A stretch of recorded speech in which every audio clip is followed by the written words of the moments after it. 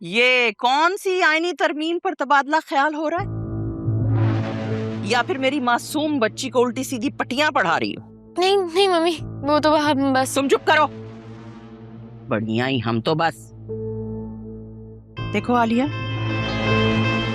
मैं तुम्हें आखिरी वार्निंग दे रही हूं, मेरे बच्चों से दूर रहो, समझी?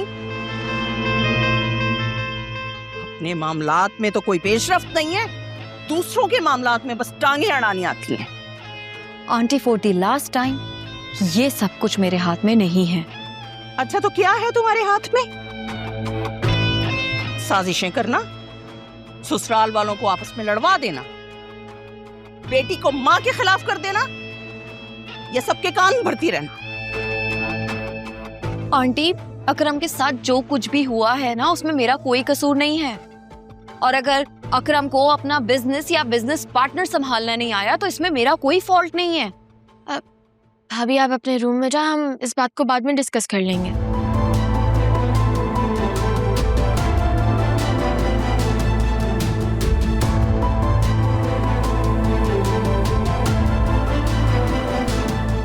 देखा तुमने? देखा इसको, कितनी मगरूर और बदतमीज औरत है।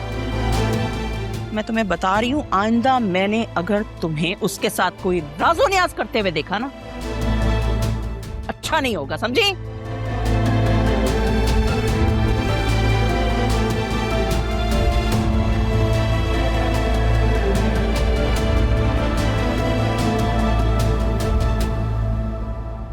वासे, आपकी मम्मी खुद को समझती क्या है?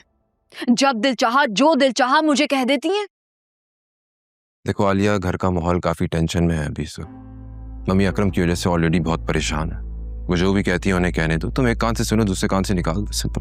वैसे आपकी मम्मी कोई छोटी बच्ची है कि मैं उनकी हर गलत बात को इग्नोर करूं? अरे यार प्लीज ट्राई टू अंडरस्टैंड।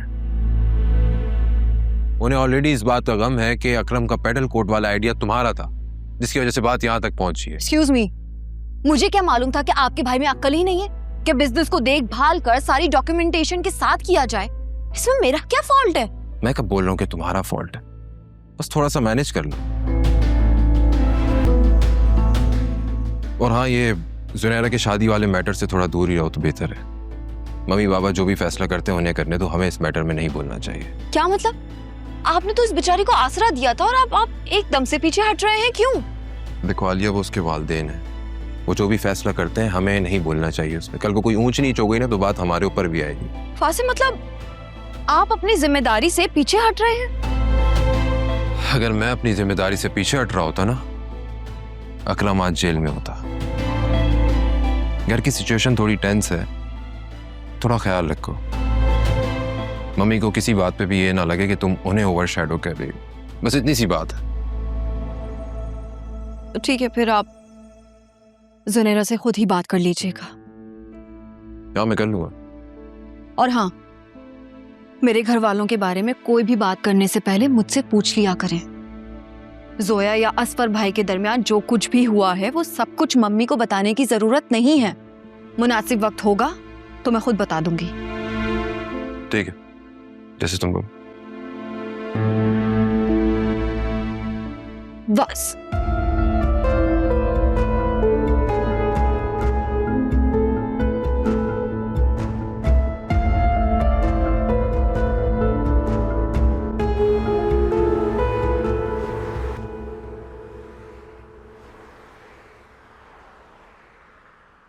जी, कहाँ जा रही हो? तुम्हारे घर में माँ बहनें नहीं है क्या? खूबसूरत लड़की नहीं देखी क्या कभी? आ जाए ना बेटे ना पीछे। दफा हो जाए, सिबल कोई पत्थर उठा के मार दूं। आओ ना। नहीं, तुम लोग ऐसे नहीं समझे। दफा दफा। क्या कहा तुम्हारे भाई ने? क्या कहना है, लानतें मलामती कर रहे थे, बुरा भला कह रहे थे, पता नहीं क्या कुछ बोला है उन्होंने। वो तो अपना घर बेच के जा रहे हैं, मैं यहाँ रह गया। अब क्या होगा? यहाँ से कैसे छुटोगे? और अगर छुट भी गए तो रहोगे कहाँ? क्या मतलब? कहा? तुम्हारे पास, तुम्हारे घर में, और कहा? कैसी बातें कर रहे हो तुम मुझे फ्लैट दिलाने चले थे, अब मेरे ही घर में रहने के ख्वाब देख रहे हो। किसके किस्म की इंसान हो तुम? मैं यहाँ हवालात इतना कंगला नहीं हूं, मैं समझ आई। एक बार बाहर तो आ जाने दो। मेरा जो ये चेहरा है ना, ये सिर्फ हमारी वजह से खराब हुआ है। जल्द से जल्द इसे ठीक कराओ। तुम्हें अभी भी अपनी पड़ी है, कितनी खुदगर्ज हो तुम यार।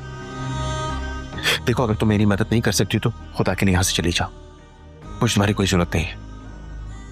हमारे लिए तो मेरी जान भी हाजिर है। क्या कर बताओ।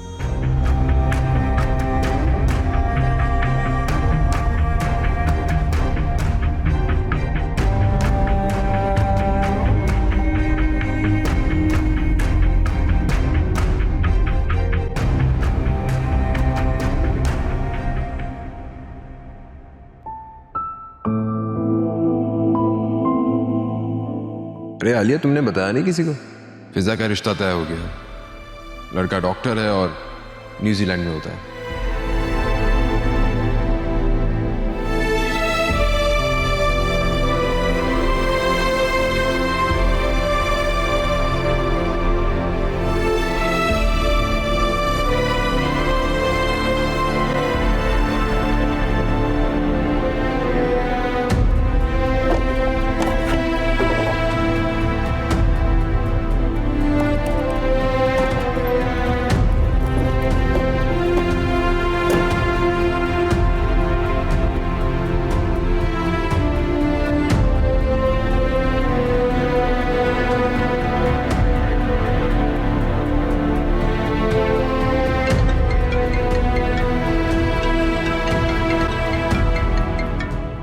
ये किसका नंबर?